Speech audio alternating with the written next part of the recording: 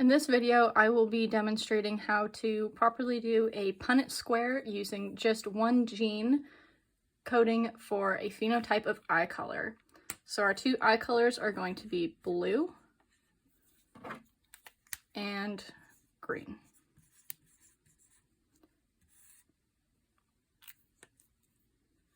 We're going to label blue as the dominant gene and green as the recessive. Dominant meaning that blue will be expressed even if green is part of the genotype. Genotype means that is what's on paper for your genes. Phenotype means that's what it is expressed. If you're looking at a person, their phenotype is green if they have green eyes, but their genotype will be the gene letters. So when we have a recessive, that means it's lowercase. So we're going to be using the same letters to describe both blue and green. Green will be little b because it's recessive. And blue can either be big B, or big B, little b. But because blue is dominant, blue will be expressed in the big B, little b. So let's say we have a blue-eyed parent crossing with a green-eyed parent. These are the genotypes. The phenotypes would be the blue and the green. We'll then move on to a Punnett square.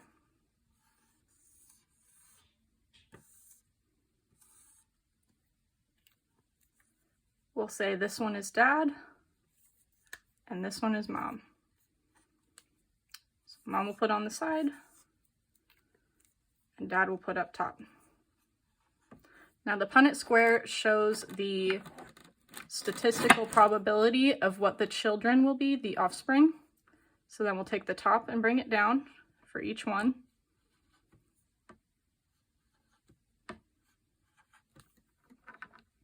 And then we'll take the sides and bring them over. Then we'll refer back up here. So we know that each child is going to be heterozygous for the blue gene. So a person with blue eyes having children with green eyes will have these traits. Now this is only if the parents are homozygous, meaning they have the same two letters. They're not heterozygous, meaning they have different letters, one capital, one lowercase.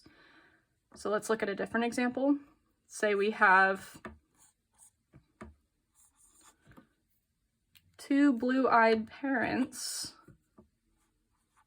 crossing, but they are heterozygous for the blue and green gene. They'll look blue, but their phenotypes are heterozygous. So then let's do our Punnett square. We'll say this one is dad, this one is mom. Put dad up top, mom to the side.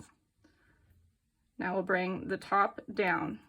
So top one is first, bring this one over. Top one is first, bring this one over. Again, top one, side one,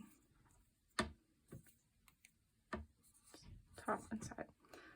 So for this cross, two heterozygous blue, we will have the probability of 1/4 being blue-eyed dominant homozygous, 1/2 probability of heterozygous blue-eyed, and 1/4 probability of being green-eyed.